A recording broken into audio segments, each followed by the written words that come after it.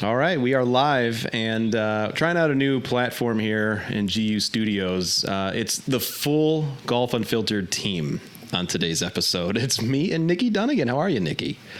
What's up? What's up? I am great. Thanks so much for having me back. It's been a while. It has been a while. It has been a while. And Nikki, for those who didn't, around the time of the Masters, Nikki did a fantastic podcast series called Memoirs from Magnolia Lane. Go out. It's on the regular Golf Unfiltered RSS feed or the podcast. If you just go and subscribe, and I think it was 5 episodes if I remember right.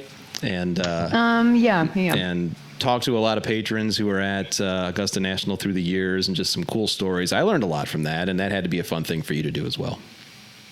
Yeah, it was. It was really cool. We got to hear some pretty interesting stories, some behind the scenes stuff. Some people, we couldn't share their full names because they asked us not to. They were a little afraid of the hammer from Augusta, right. But that's okay.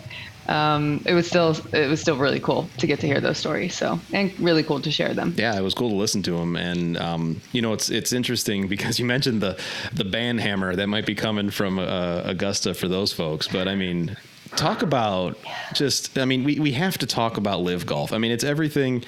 I lied to our listeners that I wouldn't talk about it anymore, but there's nothing else going on in golf right now. I mean, even with the U.S. Open, we're recording this on U.S. Open week, and it's like it's an afterthought at this point. I mean, does golf even matter? I mean, there's just so much drama going on.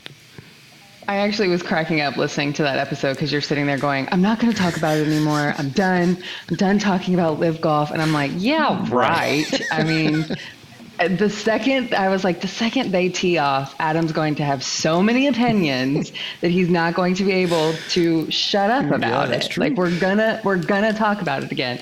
So no, I knew we were gonna be revisiting it. But yeah, it's does golf matter right now? I mean, maybe, I don't know. I mean, okay, yes, because Rory won yesterday, so it's.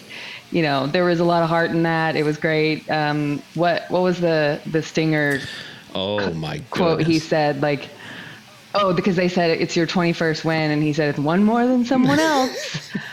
Which, if you don't know, Greg Norman has 20 wins on the PGA Tour, so that's where that little wink and a nudge was directed towards. Yeah, so Salty Rory's my favorite Rory. I think I'm all on that train right now.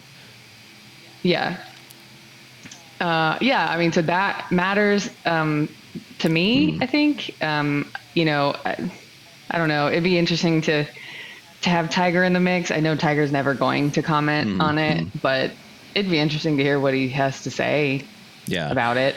Yeah, I wonder what his take is behind like closed doors. I mean, that seems to be the phrase, and we'll get to Phil Mickelson's press conference in a minute because he used that phrase often, behind closed doors. But, Tiger, he's been eerily quiet about it. He did leak out a few things about he's not going to play at the U.S. Open. This was last week or whatever, and it's kind of in the middle of all this going on with Live Golf teeing off in London. And then we haven't heard much from him, and he's probably just focusing on TGR, his stuff that he does off the course, but also getting ready for St. Andrews in a while. But I agree with you. I would love to just know what he's saying. Yeah, I don't know. There's a part of me that's like, obviously he's been approached. Obviously they've asked him about it. And I think there's a part of me that thinks like he just doesn't care enough, that he's got enough other stuff going on. And I don't know, maybe the wreck woke him up enough to where he cares more about like his family and building his legacy. And, hey, I think he announced the other day, like, I think it was the day that the live stuff was going on and all attention was on like them teeing off and them playing. And he's like, hey guys, my putt course is coming out soon. And everyone was like, Tiger, not now, man. Everybody's focus is somewhere else. Like, yeah, exactly. But that, my case in point, like, I mean, his attention is just elsewhere, like that's just so not even on. Like that's such a back burner thought for him that he doesn't care. Right. But then again, maybe he does, and maybe that's just part of his PR strategy is to just not talk about it. Yeah, maybe. I mean, I don't know. It was interesting to hear Rory like we kind of knew Rory was going to say something about it. We were actually, my wife and I were going to dinner last night to meet up with some friends, and I'm like, we can't leave until I hear the post-round interview from Rory, because I know he's going to say something. And he did, and he made the shot at Greg Norman, like you pointed out. And I mean, have we gotten to the point where it's just going to be mudslinging back and forth between these two tours? I mean, is that what golf is now? I mean, somebody posted a meme. I forget which account it was, and I wish I could remember so I could credit them. But somebody posted a meme I saw the other day that was like, you know, the U.S. Cup or the Ryder Cup, and then like the President's Cup, and it was like the PGA Tour, Live Tour, like Royal Rumble, like, you know, how amazing that would be, like comparing those three things together. Right. But yeah, I mean, I feel like that's what it's come to. Like, that's what we're all going to want, you know, because half the guys now who were so great and who made the Ryder Cup team so great, they can't play for the Ryder Cup anymore, right, you know, on either side. Like, I mean, can Sergio have, I know they've said that DJ and, you know, the Americans can't play, but like, can Sergio and Ian Poulter, have they been kicked off the European team? Have they said? That's a good point. I don't know. Like, that's like another layer to this whole thing where there's so much inconsistency right now. Cause I'm not sure anyone knows what the hell to do with all this. Yeah. Yeah. It bugged me that the USGA was like, I mean, they're already registered, so we're going to let them play. And then like 10 minutes after that announcement, then Patrick Reed and Bryson were like, okay, cool. Yeah. So just now that we know that we can play in the US Open, we're heading out. Like, right. I mean, it was not even seconds after like the pin was dry, you know, that they were like, okay, yeah, we can play in this. Cool. But it's like, it almost makes me wonder, are there others who are waiting on St. Andrews and Augusta to say something before they finally like commit to further tournaments? So I don't know. I bet there is. And we're going to see names that probably we didn't expect to see. I mean, there's been the ones that have always been rumored, and most of them have come true now. But is there a name besides Tiger that if that person... I was just about to ask you that too. Well, I mean, is there a name that would surprise us at this point? I mean, I would think like JT or Brooks, but even Brooks has got his brother. I mean, yeah, Brooks was doing some like next level trolling on Twitter last weekend when he posted like the yeah, I know. But I think that's just I don't know. That was to me, I read that as like, guys, I'm obviously not going anywhere. Let me just be an internet troll to be an internet troll. So I don't know. I think he likes his sponsorship deals a little bit too much to risk that. But then again, his brother is over there. So maybe it's like, maybe he gets some of his brother's money. I don't know. I mean, who knows? But obviously Rory has said too much and been too vocal about it to go. So it would gobsmack me if Rory ever left, because it would be hypocrisy at its finest if he did. So I don't think he ever would. But like a Jordan Spieth would surprise me. God, he's such a phase. To me, he still has that, like, I mean, yes, he is. But to me, Jordan is one of those, like, I don't know, he still seems to have that, like, the darling of the PGA Tour kind of, like, vibe to him. Like, despite the fact that he just can't hold on to a winning streak for very long. Right. I don't know, him, like a Max Homa would probably be another one that would shock me.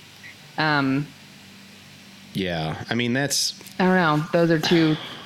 Yeah, there's some. Yeah, I mean, I agree with all those. And you bring up the point of people who had been outspoken before against it, and we saw. I mean, DJ said that he was against it. Yeah, that's true. And then he did, and it's like, all right. Forgot about that. Well, I mean, now it's a matter of, all right, what's your character? I mean, do we believe anything you say? But I'm with you. I would, not to be dramatic, but if Rory jumped, I don't know if I would watch golf anymore.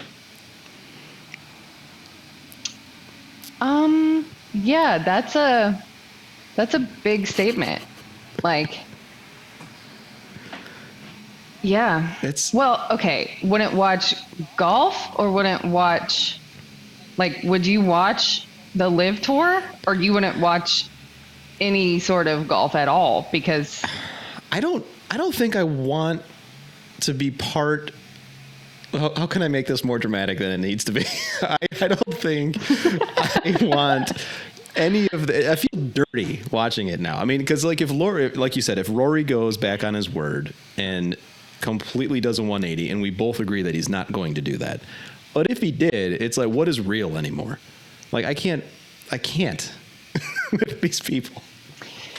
yeah, but okay, I love Rory, but he makes enough money from the PGA Tour and all of the PGA Tour's affiliates, like NBC, and then Rory has his own app that is sponsored by NBC and et cetera, et cetera, et cetera, that he doesn't need that like sign-on bonus from the Live, Laugh, Love tour. Like he doesn't need it because he already has this excess of like, I'm Rory McIlroy money coming in from the tour that some of the other guys probably did need. I mean, Dustin Johnson, even in the like equipment commercials that he was in, they didn't even give him any lines. Like he just thumbs up. Like they just shot to him and he just holds his thumbs up. You did good, like, Dustin. That to me just yeah, that's all he does is just hold his thumbs up. Like they don't give him any words to say. I don't even think they showed him hitting the ball. No. They just shot to him in the golf cart and he does this and it gives a thumbs up. And then that's all you see of DJ. Yeah. Like, so to me, it's like, it almost, after kind of putting it all together, it's like, okay, I kind of see it now a little bit. Plus, he's been very vocal about wanting to retire early anyway. Sure. So, you know what? Fine. Go take your money, retire early, you know, whatever. Yeah. But I don't think Rory needs it or is ever going to. No, I think you're right. And I think we're going to see more names come out, undoubtedly. Big boy Bryson's going, obviously, and I don't think anyone cares about that. And we kind of saw that coming a long time ago, as well as Patrick Reed. You know, we both agree that Justine's going to have a hell of a time tweeting about Live Golf and with the shotgun start and all that. So we're going to have to see. I mean, this could be an evolution of Use Golf Facts, and I'm excited for that because I always like to see growth within a Twitter account. Do they allow women to tweet in Saudi Arabia? Like, is that, although I don't know if we haven't proven that it's her. I think they've also said that it could be the father-in-law. So that could be the saving grace to that account. Sure. Is that it's technically assigned to the father-in-law. Yeah, it's gonna, you know, many mysteries will be solved, I think, in the coming weeks. And, you know, one mystery that remains is Phil Mickelson's beard. And he had his press conference today. And I know you had the chance to watch a little bit of it. I was able to watch the whole thing during lunch. And I just, you know, okay, I'll just say off the bat, and I sent this tweet out a little bit ago. The whole 9/11 angle that I know that and I don't want to be like insensitive here. And obviously I understand the connection as I put in the tweet, but now Phil Mickelson has to answer questions about 9/11. And I'm sitting here and I'm like, are we still talking about golf? Like, what is happening here? What's your take on that whole thing? Okay. Personally, I think I have to tread carefully here because I don't want to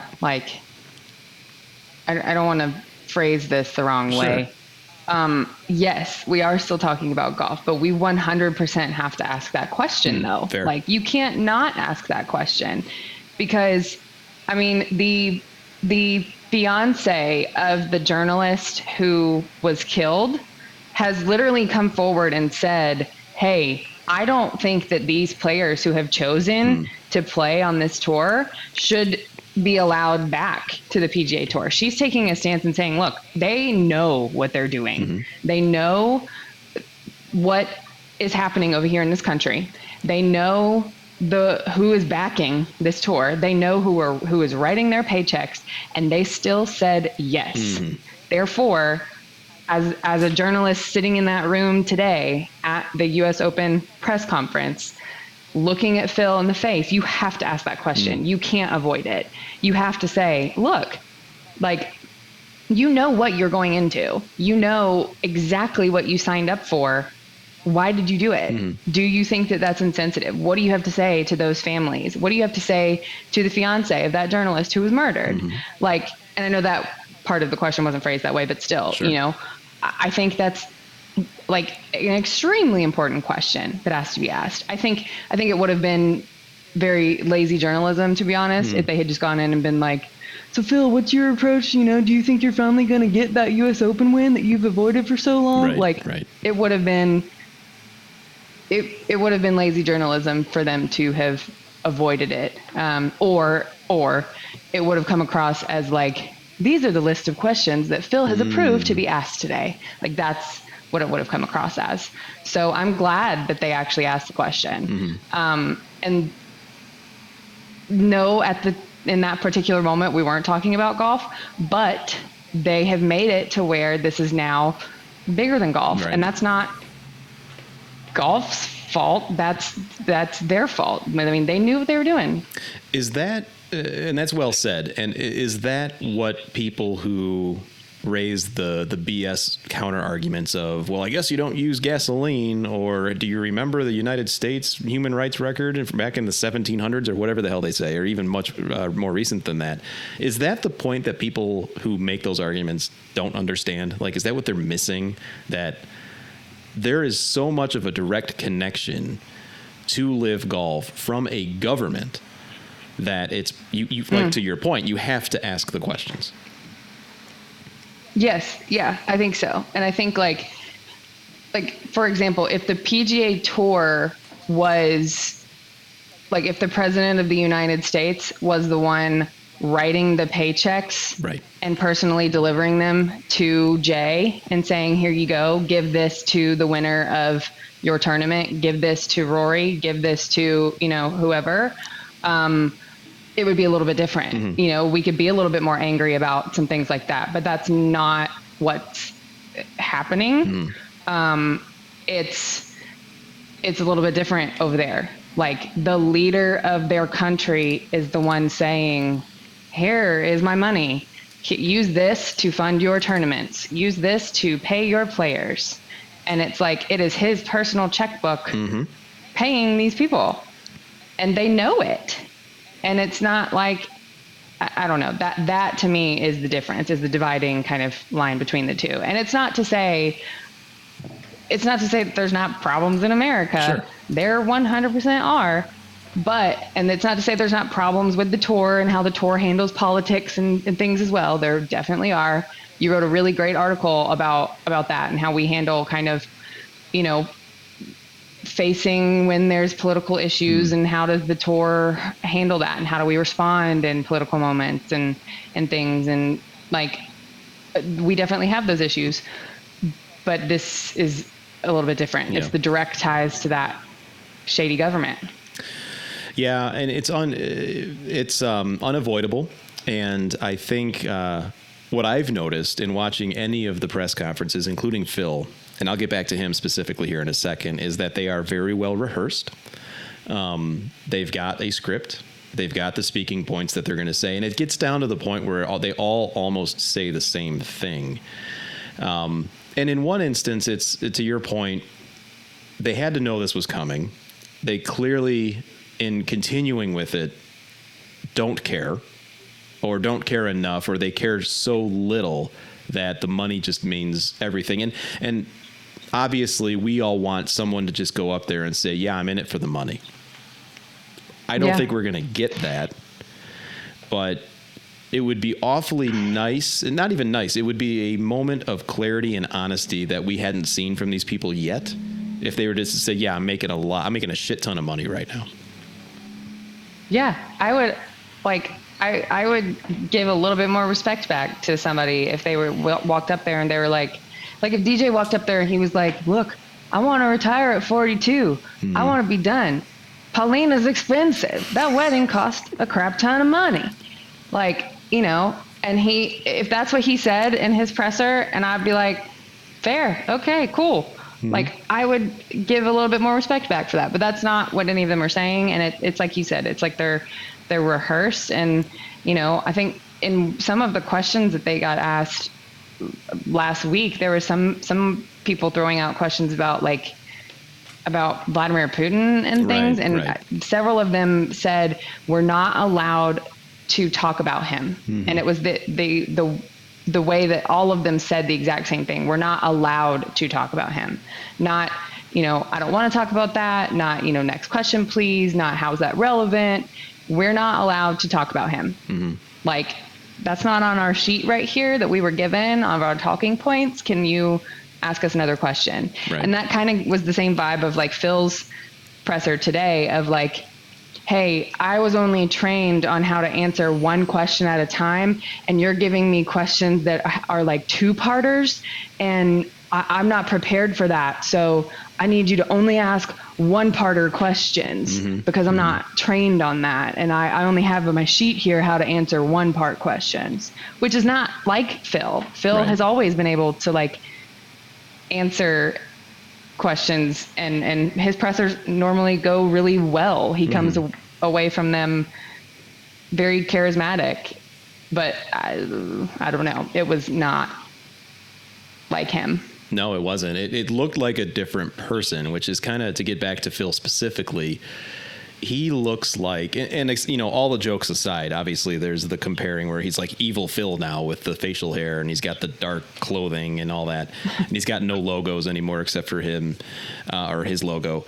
But he went into some, and the Augusta one, and the Augusta one on Thursday. That's true, and the one that he it looked like he blackened out with a marker or something, which I think was a shot to Fred Ridley in Augusta. But Phil went into some level of detail, although very guarded, about his development and his searching for meaning or something, because he went into, okay, yeah, I've got a problem with gambling, and he said it very, very quickly. But when he was asked, what have you been working on for yourself? He's like, well, I want to be a better person. I want to, spend more time with my family. Having said all of that, do you feel that, is Phil in a good place right now, just personally?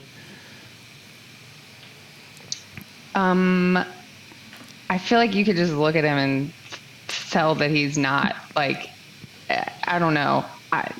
No. Right. Just from hearing him and just looking at him, and I just don't think so. No. I mean, if you're going by the way he's playing as well, no. I mean, he did not play well last week either. I mean, he finished plus 10.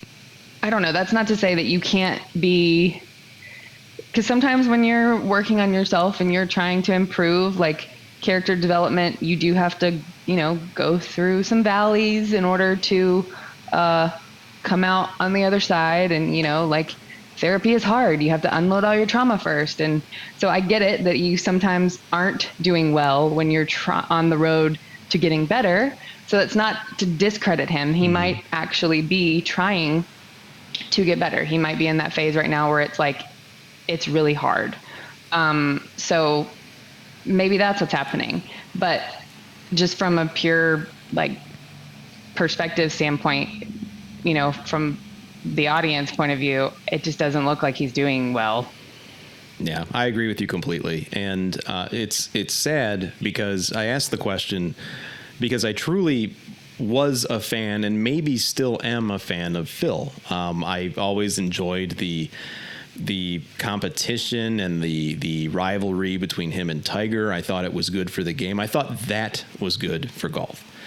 And now it's like he's gone so far to the other side for whatever reasons that he has made peace with in his mind, or at least he thinks are good reasons.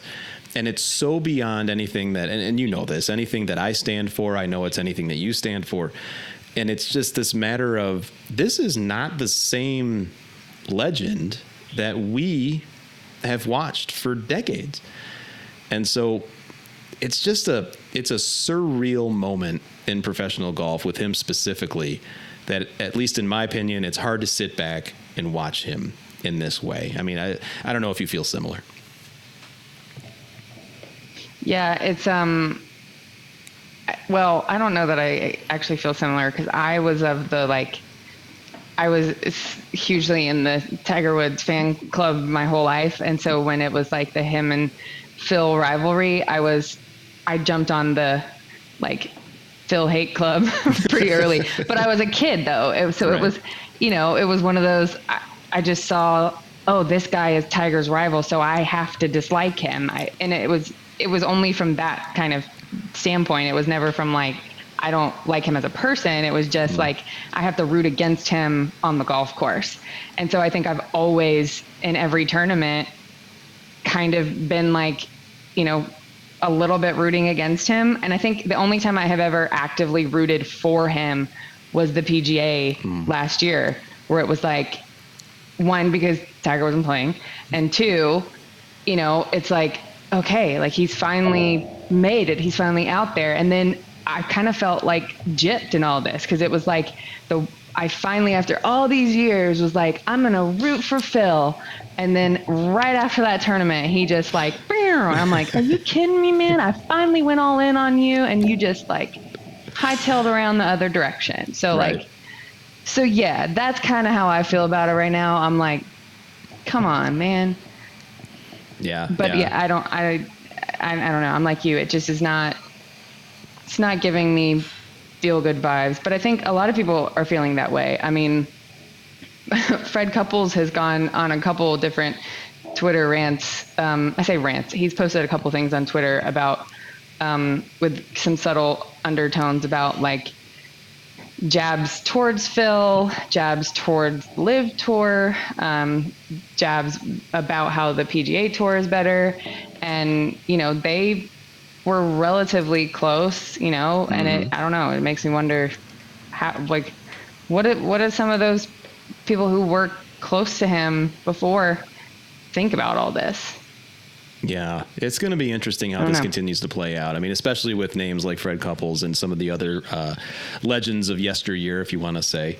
But, amid all of this, there's a golf tournament that's going to be played. Another major is here. And I know it's almost weird to think, wow, we can do our picks for the U.S. Open, but maybe a different way to look at it. Is there, and I'll admit, I saw this thread on Twitter, which made me think about bringing it onto this show. Is there someone who wins the U.S. Open that would be the most surprising for everything, all the context? I mean, Phil winning would be mind-blowing, right? Yep, finally getting that, because it's the U.S. Open that he's missing, right? Mm-hmm. Yeah. So yeah, finally getting that U.S. Open in the midst of all of this would literally break the sport of golf, I think. I mean, it would. I think Greg Norman would ascend into the heavens, like he would have a heart attack, and we would never see him again. And it would. I honestly, I can't fathom that happening. But I think from the tour side, obviously last week Rory winning was what the tour needed more than anything. Right. But I think they're hoping that like a Rory, a JT, a Jordan Spieth, a Scotty Scheffler, one of the tour darlings, a Max Homa, somebody who has a big loyal following from the tour wins to help drive it home of like, give it heart to the story, like that's what the tour needs from all of this.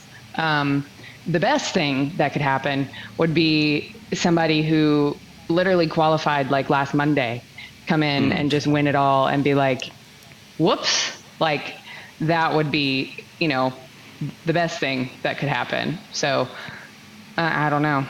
Yeah, I agree. I don't with even you know on that. that I could make a pick at this point. Totally couldn't either. And I've got my favorites. I've got the golfers I follow, and I totally agree. I mean, if a Monday qualifier or a sectional qualifier were to come on and be like, look, that's a great story. Maybe that would be from a golf transcends all this drama angle. The Cinderella story lives on type thing. I think that would be a wonderful aside and maybe a distraction even from everything that's going on. But I'm excited to see how this plays out. I know that we're going to be chatting about it as soon as the tournament, along with our group of friends, talking about everything that's happening. And we'll talk more about it. I think we'll have you back on to talk more post the major. But I want it, because I see that we're up against the clock. I want to get to an extremely important topic, and I know it's one near and dear to both of our hearts. And it's Top Gun. And oh my God. Top Gun Maverick. Yes. So let me set the stage. So you and I love Top Gun. Top Gun Maverick, you and I also both love Miles Teller for different reasons. Yeah. Maybe. Maybe. What is your a high level review of Top Gun Maverick? Go. Like in one word? Are we talking so you saw it, and is this one of those movies that you can go back to the movie theater and see it over and over again? I feel like I should preface by saying I feel like I need to go back to the movie theater and see it again, because when I saw it, I was not entirely sober. We had come straight from, we had been at a brewery all day and celebrating mine and a friend of mine's birthday. Mm-hmm. And so we had been at a brewery all day, and it was one of those situations where we realized, like, oh, well, we still have a sitter. We have the evening. Let's go see Top Gun. And so we went to see the movie. And so I wasn't entirely sober yet. But that's not to say like I wasn't totally out of it. I enjoyed the movie. Good. It was a wonderful movie. But I feel like I need to see it again, like with all of my bearings. Mm-hmm. But that being said, because I wasn't entirely sober, I feel like if you've been on social media at all, including TikTok, you know exactly what scene I'm about to talk about. Mm-hmm. The rugby scene on the beach, which is a direct parallel to the volleyball scene in the first movie. Yep. Was like, it was next level because of just a little bit more alcohol I had in my system. So yeah, maybe in like the third one, they'll do like a version where they're all playing like shirtless golf in jeans, like under the sprinklers or something. Right. Like putt on the green or something like that. That'd be great. I'm behind it. Shirtless shuffleboard. Tom Cruise is like out there with his walker, like, shuffleboard makes more sense. Yeah, because Tom Cruise would. Although I don't know, like Tom Cruise looked pretty amazing he's what, 62? Yeah. I don't know. I left that movie and I was like, Scientology, maybe I should look into this a little bit. Like, because he looked pretty good for 62. Scientology, good for your health, and it's great for your complexion when you're starring in a blockbuster movie. So, Top Gun Maverick, my takeaway from it, so I had watched the original. I had seen the original many times prior, but I had watched it the night before just to kind of get myself ready for what I was about to experience. And it's funny because you don't know who they're fighting. My wife jokingly said, the enemy. And that's all it was. Right. The bad guy. The bad guy. And I noticed that the second one, at least in my opinion, was monumentally better than the first. I can't think of many sequels that could say the same. Shrek 2. Well, okay, fair enough. You had that on the tip of your tongue, too. Yeah, like don't... undeniable. Come on, like you're if like, you duh. ask anyone what Is there any movie where the sequel is better than the first? Shrek 2, period. Fair enough. I need to Yeah, write okay. that down. But I will give you it was a lot better than the first one, and not in a sense that like the first one was bad. I think a friend of ours had never seen Top Gun, and he was kind of like live tweeting it the other night, and he got to the end and he was like, he like put a gun to my head. I still have no idea what the plot of this movie is, other than like it's about airplanes. Mm-hmm. And like I kind of agree with him, because it takes a couple times of you watching it to understand what's actually happening, other than like in between the fast flying scenes, mm-hmm. And the volleyball on the beach.